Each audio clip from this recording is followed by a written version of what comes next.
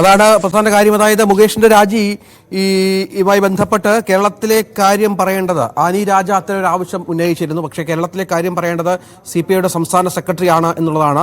ഇടതുമുന്നണിയുടെ അഭിപ്രായ വ്യത്യാസമില്ല എന്ന് പറയുന്നു. ഇനിയൊരു നിലപാട് CPIക്ക് വ്യക്തമാക്കേണ്ട കാര്യമില്ല എന്നാണ് ബിനോയ് വിശ്വം മാധ്യമങ്ങളോട് പറഞ്ഞത്. അതായത് ഈ വിഷയത്തിൽ CPIയും CPMും തമ്മിൽ ഒരു ആശയ ഭിന്നതയില്ല എന്ന് പറഞ്ഞ് മറിച്ച് വ്യക്തമാക്കാൻ ശ്രമിക്കുകയാണ് ശ്രീ ബിനോയ് വിശ്വം എന്നാണ് മനസ്സിലാക്കേണ്ടത്. ഏതായാലും CPI പക്ഷേ കൃത്യമായി തന്നെ ഈ വിഷയത്തിൽ ഒരു നിലപാട് അറിയിച്ചിട്ടുണ്ട് മുഖ്യമന്ത്രിയെ എന്നാണ് നമുക്ക് മനസ്സിലാകുന്നത്. CPIയുടെ നേതാക്കന്മാരെ നമ്മൾ ബന്ധപ്പെട്ടിരുന്നു. അവരാരും പരസ്യ പ്രതികരണത്തിന് തയ്യാറല്ല എന്നാണ് മനസ്സിലാക്കിയിരിക്കുന്നത്. CPI സംസ്ഥാന കൗൺസിൽ കൂടി അതിന്റെ തീരുമാനങ്ങൾ വളരെ കൃത്യമായി തന്നെ CPMനെ LDFനെ ബോധ്യപ്പെടുത്തിയിട്ടുണ്ട് എന്നാണ് ബിനോയ് വിശ്വം അറിയിച്ചിരിക്കുന്നത്. ഈ നേതാക്കളും അങ്ങനെ തന്നെയാണ് പറയുന്നത്.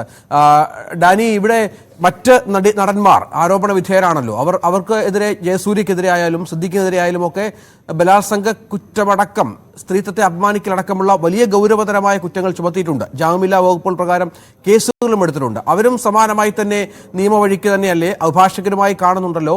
അവർ കോടതിയെ മുൻകൂർ ജാമ്യത്തിനായും മറ്റും സമീപിക്കാനുള്ള സാഹചര്യം എങ്ങനെയാണ്? മറ്റ് താരങ്ങളുടെ നീക്കങ്ങൾ ഏത് ഘട്ടത്തിലാണ്?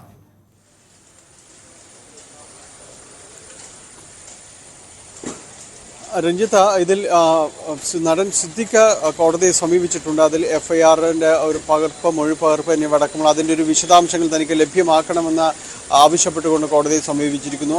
അതിനൊരു തുടക്കമിട്ട് കഴിഞ്ഞു. അതോടൊപ്പം തന്നെ മുകേഷിന് ഇപ്പോൾ ലഭിച്ചിരിക്കുന്ന ഈ ഒരു സാവകാശം അത് കൂടുതൽ ഇപ്പോൾ പരാതി ഉന്നയിച്ചവർ അവർക്ക് ആ പട്ടികയിലുള്ളവർ അവർക്ക് കുറച്ചുകൂടി ഒരു വഴി തുറക്കുന്നു എന്ന രീതിയിൽ തന്നെ അതിനെ കരുതാം.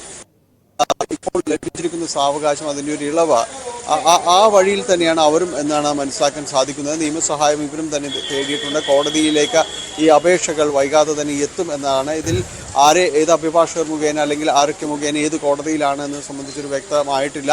വൈകാതെ തന്നെ ഇന്നോടുകൂടി പലരെയും അപേക്ഷകൾ കോടതിക്ക് മുൻപാകെ വരാനുള്ള സാധ്യതകൾ തന്നെയാണ് ഉള്ളത്. കീഴ്ക്കോടതിയിലേക്കാണ് ആദ്യഘട്ടത്തിൽ അപേക്ഷകൾ വരിക സ്വാഭാവികമായി. അതുകൊണ്ട് അപേക്ഷകൾ വൈകാതെ തന്നെ നമുക്ക് അറിയാൻ സാധിക്കും. ഈ ആരോപണ വിധേയരായവർ കോടതിയെ തന്നെയാണ് സമീപിക്കുക. ഇപ്പോൾ മുകേഷിന് ലഭിച്ചിട്ടുള്ള ആ ഒരിളവ് അതിൻ്റെ ഒരു ആനുകൂല്യമുണ്ട്.